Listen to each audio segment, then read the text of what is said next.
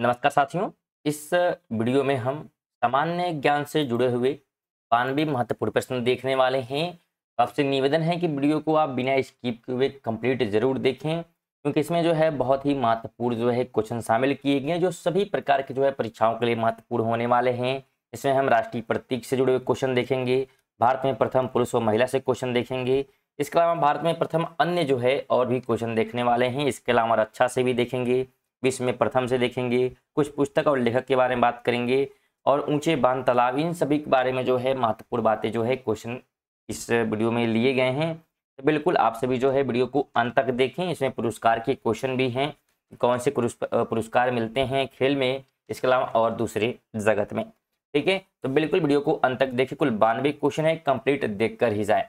देखिए, पहला क्वेश्चन कहता है कि अशोक स्तंभ को राष्ट्रीय चिन्ह के रूप में भारत सरकार द्वारा कब अपनाया गया था? तो अगर स्टूडेंट आपको आंसर पता है तो आप कमेंट बॉक्स में आंसर बताते हुए चल सकते हैं। तो पहला क्वेश्चन क्या है कि अशोक स्तंभ को राष्ट्रीय चिन्ह के रूप में बताया जा रहा है, तो ये अपनाया गया था बिल्कुल सी 26 जनवरी 1950 को। अब तो 26 जनवरी 1950 को अशोक स्तंभ को राष्ट्रीय चिन्ह के रूप में अपनाया गया था। अगला क्वेश्चन देख सकते हैं आप स्क्रीन पे, बताने का प्रयास करिएगा। क्वेश्चन क्या कहता है कि 22 जुलाई 1944 को तिरंगों को राष्ट्रीय ध्वज के रूप में किसके द्वारा अपनाया गया था? बताने का प्रयास करिए, किसके द्वारा अपनाया गया था तिरंगे को? 22 जुलाई 1944 की बात की जा रही है, तो संविधान सभा द्वारा अपनाई गई। ऑप्शन नंबर क्या हो जाएगा? तो बिल्कुल बी यहाँ पे राइट हो जाएगा। बिल्कुल आपको ध्यान रखना है। आगे बढ़ते हैं। 3 नंबर क्वेश्चन है कि राष्ट्रीय गीत वंदे मातरम बंकिम चंद्र चटर्जी द्वारा किस भाषा में रचित है? मोस्ट इंपॉर्टेंट क्वेश्चन हो सकता है स्टूडेंट, बताने का प्रयास करिएगा कि राष्ट्रीय जो गीत है वंदे मातरम, ये किस भाषा में लिखा गया था? तो ये लिखा गया था संस्कृत भाषा में। ऑप्शन नंबर बी राइट हो जाएगा। 4 नंबर है कि पैलम्बो न्यूसीफेरा किसका वैज्ञानिक नाम है? तो ये वैज्ञानिक नाम होता है कमल का। किसका? तो कमल का। ऑप्शन नंबर ए राइट हो जाएगा। अगला क्वेश्चन है कि विक्रमी संवत की शुरुआत कब से मानी जाती है? विक्रमी संवत की बात करें तो इसका जो स्टार्टिंग है 58 ईस्वी पूर्व से माना जाता है। ऑप्शन बी राइट हो जाएगा। 6 है कि राष्ट्रीय गान को सर्वप्रथम किस कांग्रेस अधिवेशन में गाया गया था? ये भी महत्वपूर्ण क्वेश्चन है स्टूडेंट कि राष्ट्रीय गान को सर्वप्रथम किस कांग्रेस अधिवेशन में गाया गया था? तो ये गाया गया था 1911 के अधिवेशन में। इस अधिवेशन में तो 1911 के अधिवेशन में। अगला क्वेश्चन है कि किसका वर्णन आनंद मठ में मिलता है? ऑप्शन के हिसाब से बात की जाएगी यहाँ पे कि किसका वर्णन आनंद मठ में मिलता है, तो ऑप्शन नंबर बी हो जाएगा, राष्ट्रीय गीत का वर्णन मिलता है। और राष्ट्रीय गीत क्या है अभी हमने क्वेश्चन देखा उसका, तो क्या है कमेंट बॉक्स में जरूर बताने का प्रयास करिएगा स्टूडेंट। राष्ट्रीय गीत और राष्ट्रीय गान में बहुत सारे लोग कंफ्यूज रहते हैं, तो बिल्कुल आप सभी के देखते हैं आप लोग क्या कंफ्यूज हैं, कि आपको आंसर पता है कि राष्ट्रीय गीत क्या है, कमेंट बॉक्स में बताइएगा। 8 नंबर है कि राष्ट्रीय गीत की रचना किसने की थी? बताने का प्रयास करिएगा स्टूडेंट कि राष्ट्रीय गीत की रचना, तो राष्ट्रीय गीत की रचना बंकिम चंद्र चटर्जी के द्वारा किया गया। ऑप्शन नंबर बी राइट हो जाएगा। अगला क्वेश्चन है कि राष्ट्रीय गीत सर्वप्रथम किस अधिवेशन में गाया गया? वहां पे राष्ट्रीय गान था स्टूडेंट, कंफ्यूज नहीं होना है। राष्ट्रीय गान कब गाया गया था? और यहाँ पे राष्ट्रीय गीत जनगण मन, ठीक है, राष्ट्रगीत यहाँ पे बताना आपको। तो ये किस अधिवेशन की बात कर रहा है, किस में गाया गया? तो 1986 के अधिवेशन में। ऑप्शन नंबर बी राइट हो जाएगा। अगला क्वेश्चन है कि भारत का राष्ट्रीय पंचांग किस पर आधारित है? बताने का प्रयास करिएगा। तो ये किस पर आधारित है? तो ये आधारित है कि शक संवत पर। ऑप्शन नंबर सी राइट हो जाएगा। 11 नंबर क्वेश्चन है कि सारनाथ कहां पर स्थित है?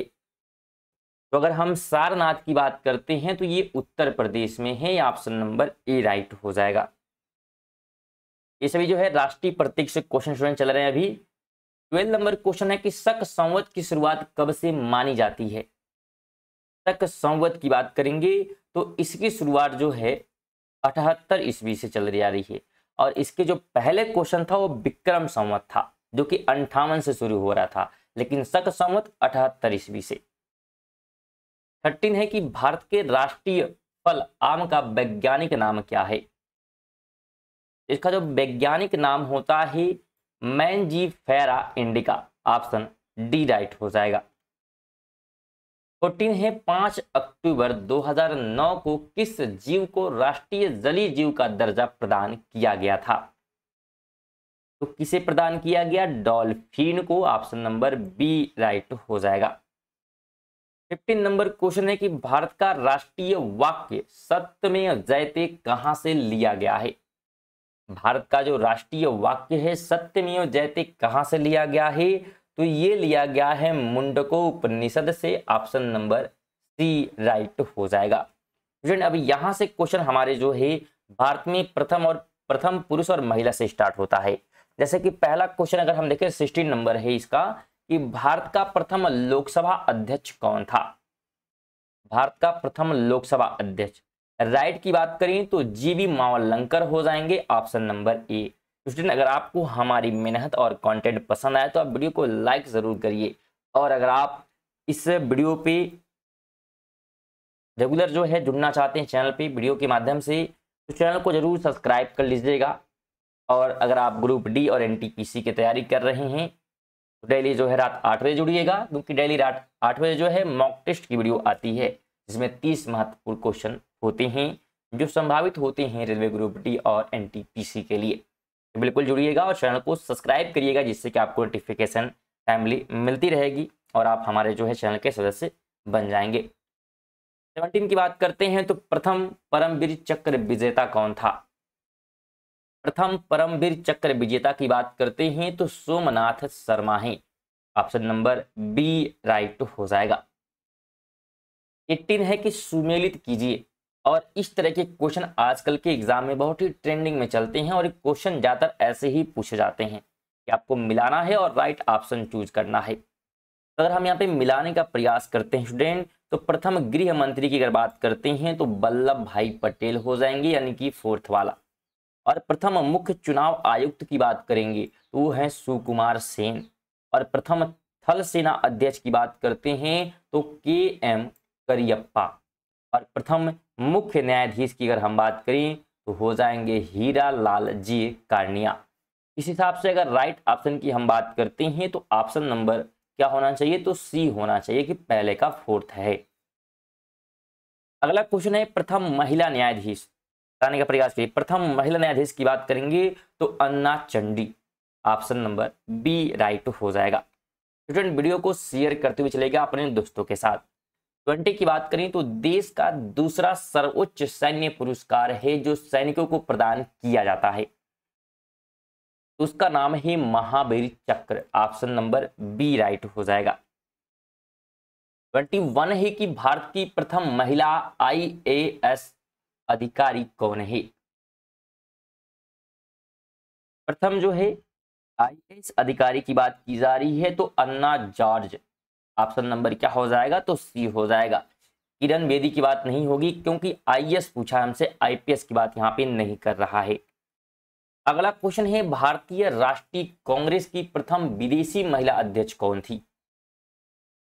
उनका नाम बिल्कुल Annie Besant, option number B हो जाएगा।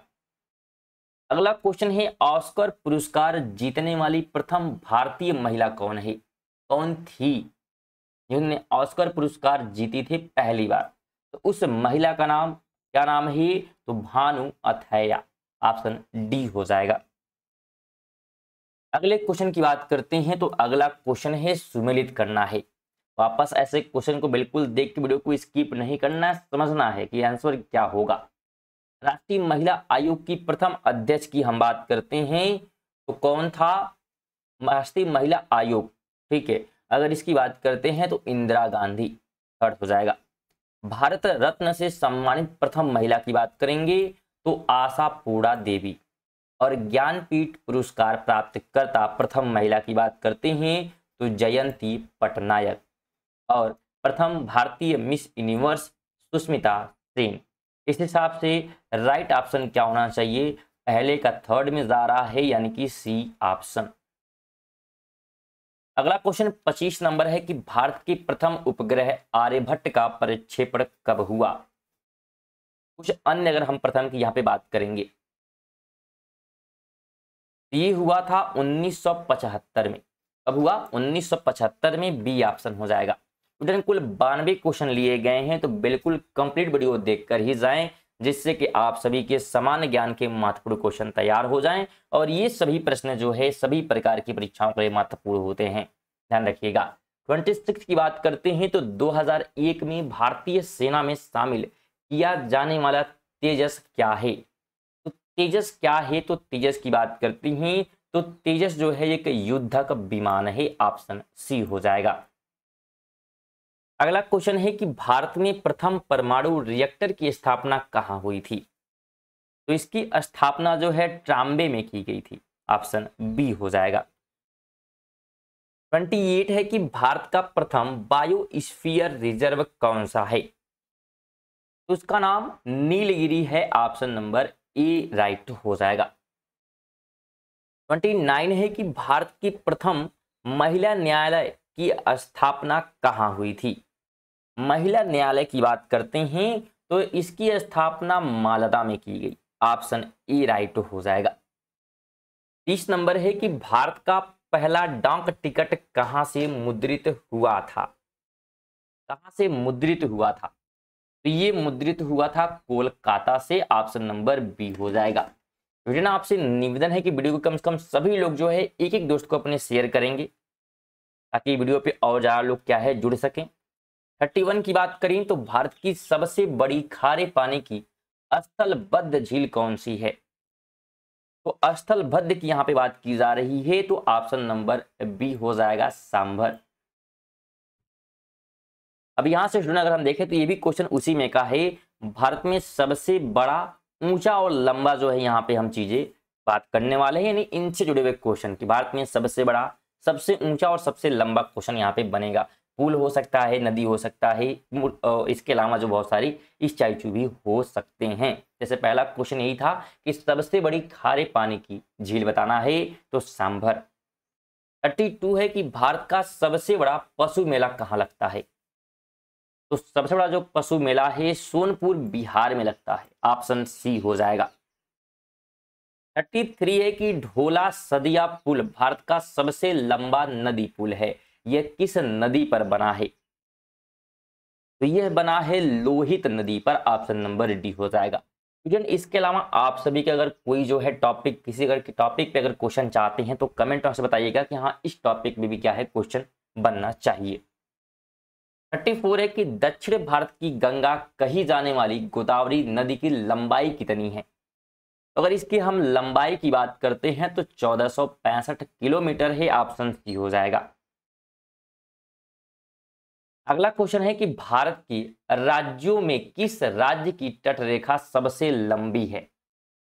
सबसे लंबी तटरेखा की यहाँ पे बात करना है, तो सबसे लंबी जो है गुजरात की है, ऑप्शन ए हो जाएगा। अगला क्वेश्चन है कि भारत का सबसे लंबा राष्ट्रीय राजमार्ग कौन सा है।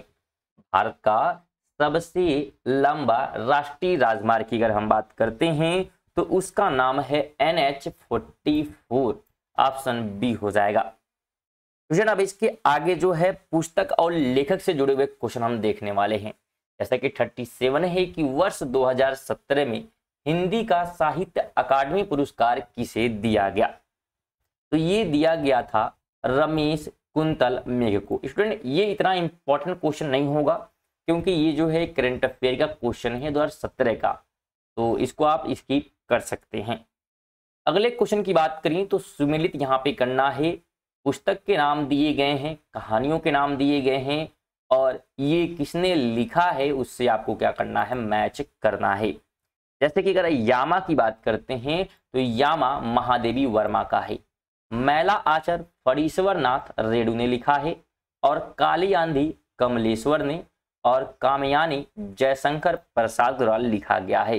इस हिसाब से अगर देखें तो पहले का वन होना चाहिए, यानी कि 1 2 3 4, तो ऑप्शन बी राइट हो जाएगा। अब विश्व में प्रथम की बात कर लेते हैं।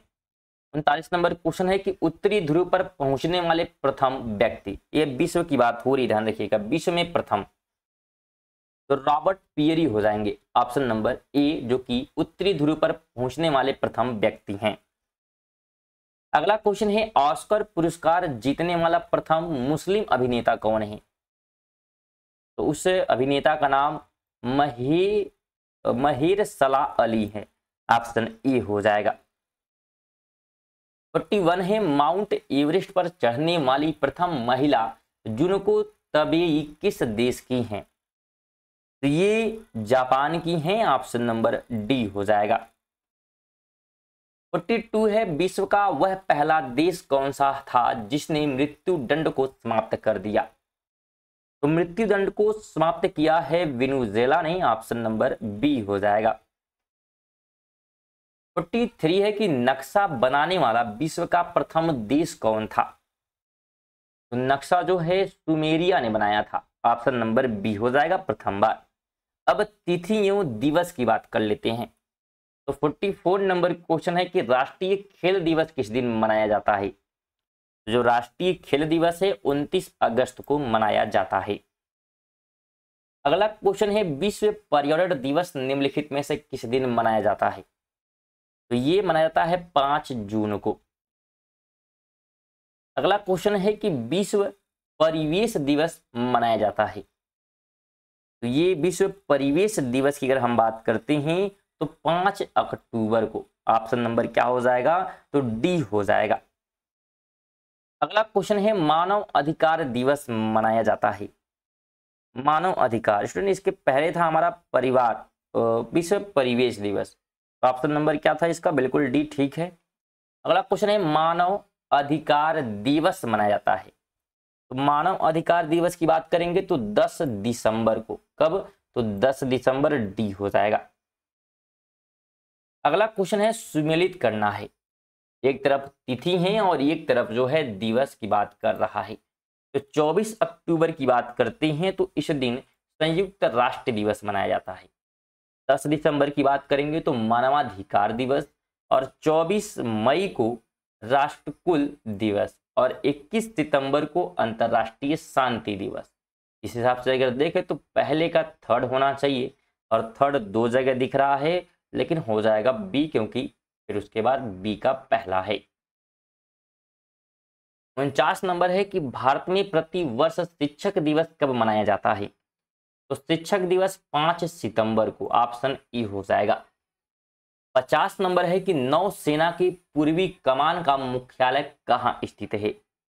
तो इसका मुख्यालय है विशाखापट्टनम में, ऑप्शन नंबर डी हो जाएगा। वीडियो मानते हैं थोड़ी सी लंबी हो जाएगी, लेकिन सभी टॉपिक को एक जो है वीडियो में कवर करने का पूरा प्रयास किया गया है, तो बिल्कुल वीडियो को अंत तक देखिए धैर्य के साथ। 92 क्वेश्चन है, 50 हो चुके हैं, और वीडियो को अभी तक लाइक नहीं किए हैं तो कम से कम 50 क्वेश्चन जो है कंप्लीट होने पे वीडियो को लाइक कर दें, और वीडियो को अपने दोस्तों के साथ भी शेयर करते हुए चलिएगा। और अगर चैनल पर नए होंगे तो नीचे आपको सब्सक्राइब करने का जो है बटन दिख जाएगा रेड कलर में, उस पर आप दबाकर चैनल को सब्सक्राइब भी कर लें, जिससे कि आपको आने वाले वीडियो की नोटिफिकेशन जो है मिलती रहेगी। 51 की बात कर लेते हैं। तो थल सेना के ब्रिगेडियर के समकक्ष नौसेना में कौन सा पद होता है? तो इसमें पद की बात करते हैं तो कमांडोर होता है, ऑप्शन नंबर बी हो जाएगा। अगला क्वेश्चन है वायुसेना के शीर्ष पदाधिकारी को क्या कहते हैं? शीर्ष पदाधिकारी की यहाँ पे बात की जा रही है, तो उसे जो है कहा जाता है एयर चीफ मार्शल। अगला क्वेश्चन है ब्लैक कैट के नाम से किस सुरक्षा संगठन के सदस्यों को जाना जाता है? तो ये कहा जाता है राष्ट्रीय सुरक्षा गार्ड्स को। अगला क्वेश्चन सुमेलित करना है, वापस बिल्कुल स्किप नहीं करना, समझना है। यहाँ पे परिक्षेपास्त्र दिया है और यहाँ पे किस में है। स्टूडेंट 50 से क्वेश्चन हमारे स्टार्ट होते हैं रक्षा और प्रतिरक्षा से, तो वही चीज यहाँ पे चल रहा है, रक्षा और प्रतिरक्षा से जुड़े हुए क्वेश्चन हम देख रहे हैं।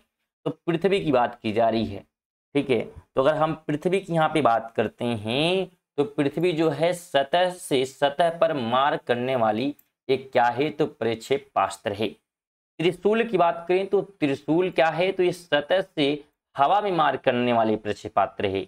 और सागरिका की बात कर रहे हैं तो ये जो है सतह से जल में मार करने वाली एक प्रक्षेपास्त्र है।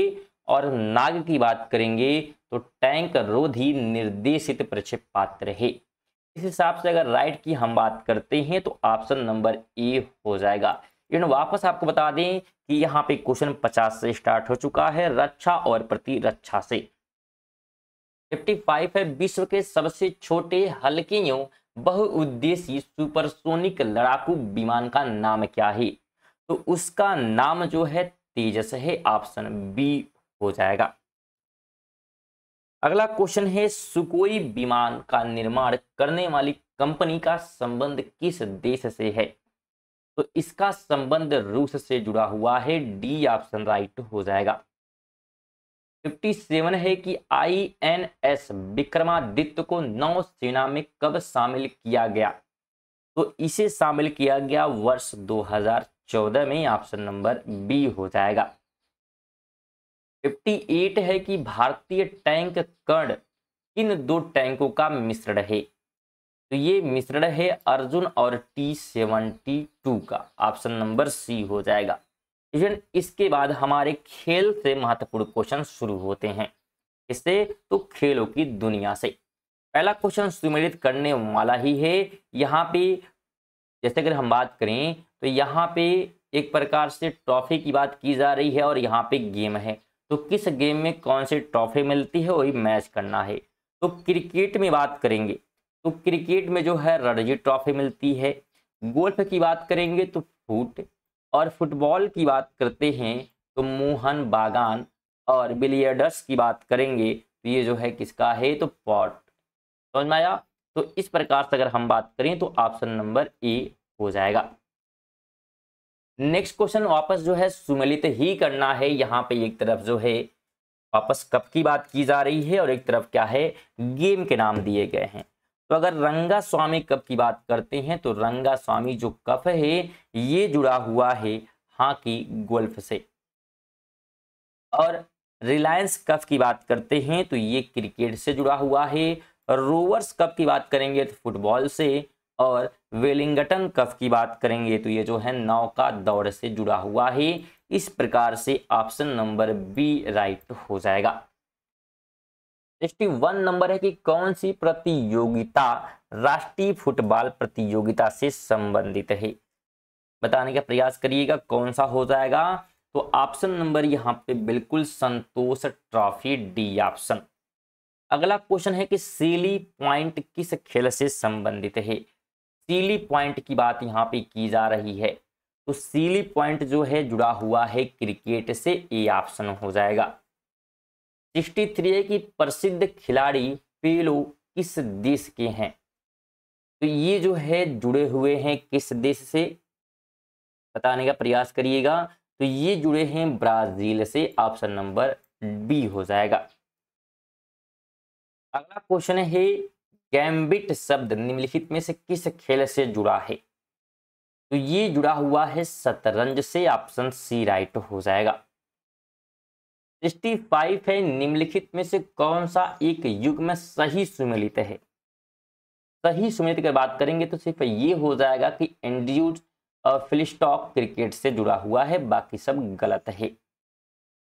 अगला क्वेश्चन है अमेरिका के कार्ल लुइस किस खेल के नामी खिलाड़ी गिने जाते हैं, तो ये जो है एथलेटिक्स के खिलाड़ी हैं, ऑप्शन ए हो जाएगा।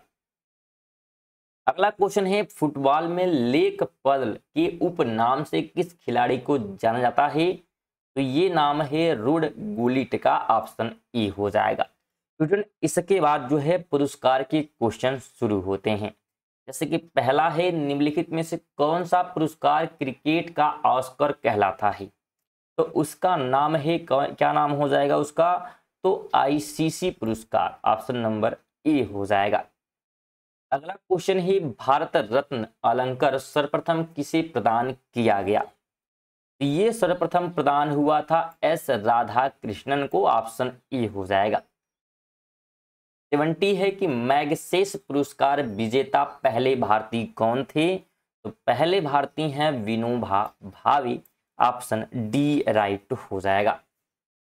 71 की बात करें तो पद्म श्री पुरस्कार पाने वाली पहली भारतीय अभिनेत्री कौन थी? तो उनका नाम है, क्या नाम हो जाएगा? तो Nargis Dutt, option number B हो जाएगा। 72 है इंदिरा गांधी प्रियदर्शनी पुरस्कार किस क्षेत्र में योगदान के लिए प्रदान किया जाता है? तो ये प्रदान किया जाता है राष्ट्रीय एकता, अखंडता व भाईचारे को बढ़ावा देने के लिए। अगला क्वेश्चन है लता मंगेशकर सम्मान कौन प्रदान करता है? तो ये प्रदान करता है मध्य प्रदेश सरकार, ऑप्शन नंबर ई राइट हो जाएगा। फ्रेंड वीडियो को लाइक और शेयर करते हुए जरूर चलें और चैनल को अभी तक सब्सक्राइब नहीं किया तो जरूर आप सब्सक्राइब करें, क्योंकि वीडियो आप लोग देखते तो हैं लेकिन चैनल को सब्सक्राइब नहीं करते हैं। फ्रेंड बिल्कुल फ्री है सब्सक्राइब करना, जरूर आप लोग सब्सक्राइब कर लीजिएगा और वीडियो को कम से कम एक दोस्त को जरूर शेयर करते हुए चलें। आगे बात करते हैं 74 है तो बिल्कुल कंप्लीट क्वेश्चन देख के जाएं। 92 क्वेश्चन है, वीडियो लंबी होगी लेकिन बिल्कुल इंफॉर्मेटिव है तो कंप्लीट देखें। 74 है कि इकबाल सम्मान कौन प्रदान करता है? तो इकबाल सम्मान जो है मध्य प्रदेश सरकार ही इसे प्रदान करती है, ऑप्शन सी हो जाएगा। नेक्स्ट क्वेश्चन है अर्थशास्त्र में नोबेल पुरस्कार कब आरंभ किए गए?